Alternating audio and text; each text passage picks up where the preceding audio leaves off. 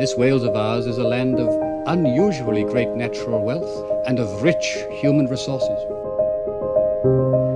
Instead, we're dying without dignity as a neglected and exploited province on the periphery of the British state.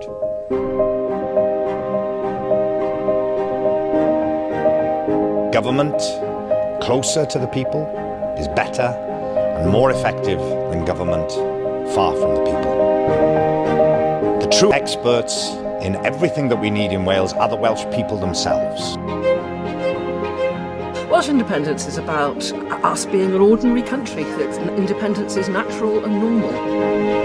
It's about us making decisions that affect our lives and the future of young people and children, ourselves.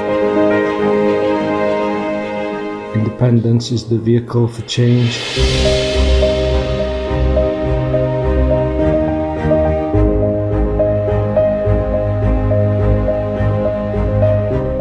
I'm sure your heart is with us in this struggle.